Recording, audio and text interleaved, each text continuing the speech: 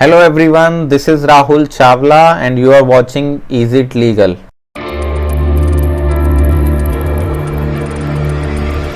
आज के टॉपिक में हम डिस्कस करेंगे 5 तरह के रिट्स के बारे में।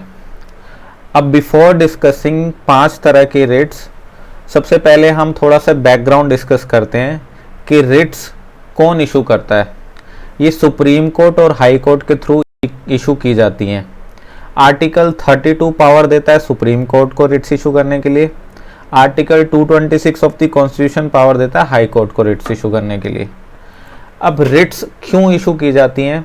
आपको पता है फंडामेंटल राइट्स दिए गए हैं हमें कॉन्स्टिट्यूशन में। इन केस कोई भी हमारे फंडामेंटल राइट्स को छीनता है हमसे, तो उस केस में सुप्रीम कोर्ट और हाई कोर्ट इंटरवेन करते हैं, बीच में आते हैं थ्रू दिस रिट्स। ये रिट्स हम इशू करवा सकते हैं हाई कोर्ट और सुप्रीम कोर्ट से। तो अब समझते हैं रिट्स की डेफिनेशन को। रिट क्या है? रिट एक फॉर्मल लीगल डॉक्यूमेंट है जो कि मैंने बताया कि हायर कोर्ट्स इशू करते हैं, जो कि ऑर्डर करते हैं किसी पर्सन को और एंटिटी को कि आप ये काम करोगे या आप ये काम नहीं करोगे। जैसा कि आपको पता है कि 5 तरह के रिट्स हैं। Number 1 is habeas corpus, second is mandamus, third is prohibition, fourth is quo warranto, fifth is certiorari. अब चलिए एक एक करके इसको डिस्कस करते हैं। Number 1 is habeas corpus. Habeas corpus क्या कहता है कि पर्पस ऑफ दिस रिट, इसका पर्पस ये है कि लिबर्टी ऑफ अ पर्सन जो है, आज़ादी है जिसकी, उसका अगर कोई पर्सन रॉन्गफुली लेता है तो उसको प्रोटेक्ट करने के लिए हबिस कॉर्पस बनाया गया है। अब इसको एग्जाम्पल से हम समझते हैं कि अगर किसी पर्सन को अनलॉफुली डिटेन कर लिया है, वेदर इन प्रिजन या फिर प्राइवेट कस्टडी में, तो इस रिट के थ्रू हम उस पर्सन को इमीडिएटली रिलीज करा सकते हैं फ्रॉम दैट अनलॉफुल डिटेंशन। इस रिट में कोर्ट क्या करता है? इंक्वायरी करता है कि उसका कॉज क्या था इम्प्रिजनमेंट का। उस पर्सन को कोर्ट में बुलाया जाता है और अगर कोर्ट को लगता है कि उसकी डिटेंशन जो है वो अनलॉफुल है, तो उसकी इमीडिएट रिलीज को ऑर्डर किया जाता है कि उसकी इमीडिएट रिलीज हो through this writ hobbies corpus. तो इसको थोड़ा सा हम और इलेबोरेट करके समझाते हैं, एग्जाम्पल से समझते हैं कि मान लीजिए मिस्टर राम है, उसको पब्लिक ऑफिसर ने किसी ने अरेस्ट कर लिया, डिटेन कर लिया और जेल में डाल दिया।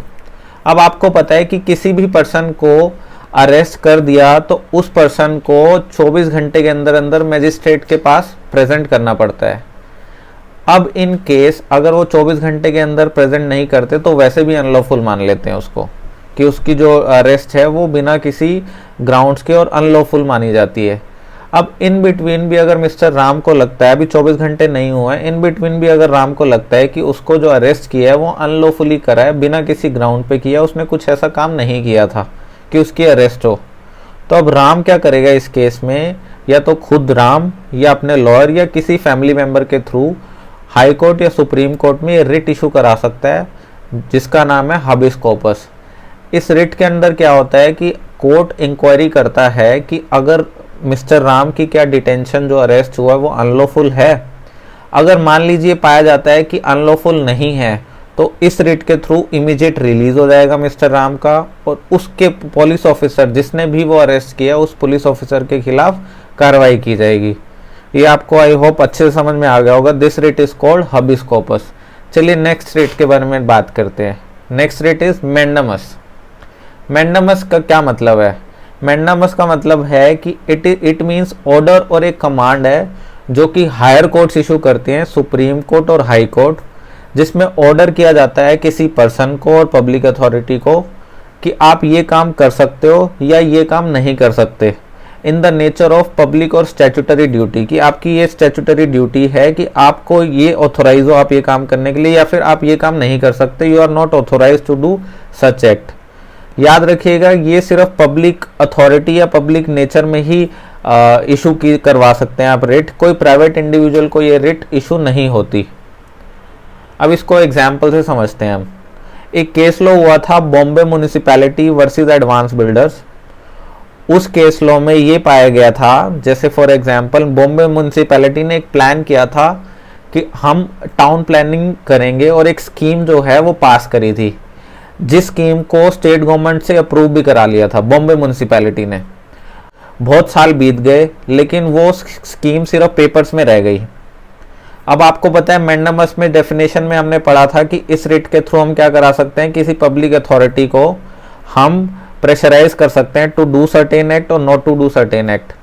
अब कोई भी पर्सन यहाँ पर रिट पास करवा सकता है मैंडामस, जिसमें कि वो यूं कह सकता है बॉम्बे म्यूनसिपैलिटी को कि जो स्कीम उन्होंने पास करवा ली है स्टेट गवर्नमेंट से उस पर कोई एक्शन क्यों नहीं लिया गया इतने टाइम से। तो this writ is called mandamus. Writ of certiorari में क्या होता है कि इट इज एन ऑर्डर और command by the supreme court और high court to the inferior court, जिसमें उनको इंफीरियर कोर्ट को यूं बोला जाता है कि आपने अपनी जो जजमेंट पास कराई है वो केस जो है वो ट्रांसमिट करो। अब वो क्यों सुपीरियर कोर्ट इंफीरियर कोर्ट को कहेगी कि केस ट्रांसमिट करो? अगर सुपीरियर कोर्ट को यूं लगता है कि जो जजमेंट पास करी है निचली अदालत ने वो एब्सेंस और एक्सेस ऑफ जुरिस्डिक्शन है, या फिर violation of principle of natural justice है, या फिर there is an error of jurisdiction है, इन केसेस में सुपीरियर कोर्ट इंफीरियर कोर्ट को कमांड करेगी कि आप अपना केस ट्रांसमिट करो। तो चलिए इसको एक एग्जाम्पल से समझते हैं। मिस्टर राम और मिस्टर श्याम का डिस्प्यूट अराइज हो जाता है, वो डिस्ट्रिक्ट कोर्ट में चला जाते हैं। अब डिस्ट्रिक्ट कोर्ट में जो जजमेंट पास हुई है वो या तो मैंने आपसे डिस्कस किया था डेफिनेशन में कि या तो एब्सेंस और एक्सेस ऑफ जुरिस्डिक्शन है, या फिर violation of principle of natural justice, या कोई एरर है उनकी जजमेंट में। तो उस केस में क्या है, सुप्रीम कोर्ट और हाई कोर्ट इंटरवेन करेगा। अगर सुप्रीम कोर्ट और हाई कोर्ट को भी यूं लगेगा कि जजमेंट जो पास करी है डिस्ट्रिक्ट कोर्ट ने is not based on legal and valid ground, तो वो जो जजमेंट पास करी है उसको क्वैश कर दिया जाएगा और कमांड कर दिया जाएगा डिस्ट्रिक्ट कोर्ट को कि आप अपना केस जो है वो ट्रांसमिट करो। दिस रिट, इस रिट के through, this writ is called writ of सर्चुररी। चलिए नेक्स्ट रिट के बारे में डिस्कस करते हैं, विच इज प्रोहिबिशन। अब रिट ऑफ सर्चुररी और रिट ऑफ प्रोहिबिशन है ऑलमोस्ट सेम है, डिफरेंस इज ओनली दिस। अभी डिस्कस करते हैं, पहले डेफिनेशन पढ़ लेते हैं हम। Writ of prohibition is a writ issued by the superior court to the inferior court for the purpose of preventing the inferior court for this। इसमें भी वही है, ये भी सुपीरियर कोर्ट इंफीरियर कोर्ट को कमांड करती है कि आप अपना जो ऑर्डर सुनाया है अगर इन ग्राउंड्स पे एक्सेस ऑफ जुरिस्डिक्शन या फ्रॉड या principle of violation of natural justice है, तो आप अपना जो भी आपने केस चल रहा है आपके पास वो जो केस है वो ट्रांसफ़र किया जाए। तो अब ये क्यों होता है, मैं इसमें डिफरेंस समझाता हूँ आपको। Writ of सर्चुररी, writ of prohibition. अब रिट ऑफ सर्चुररी हमने इशू करवाया था जब जजमेंट डिस्ट्रिक्ट कोर्ट ने पास कर दी थी। रिट ऑफ प्रोहिबिशन में डिफरेंस सिर्फ यही है कि अभी जो जजमेंट पास नहीं करी है डिस्ट्रिक्ट कोर्ट ने वो डिस्ट्रिक्ट कोर्ट में पेंडिंग है। जैसे राम और श्याम का एग्जाम्पल वही दिखाता हूँ मैं आपको। अब ये रिट ऑफ सर्चुररी में डिस्ट्रिक्ट कोर्ट ने जजमेंट पास कर दी, अब ये ग्राउंड्स सही नहीं लगे सुप्रीम कोर्ट और हाई कोर्ट को और ये जजमेंट जो है वो क्वैश हो गई।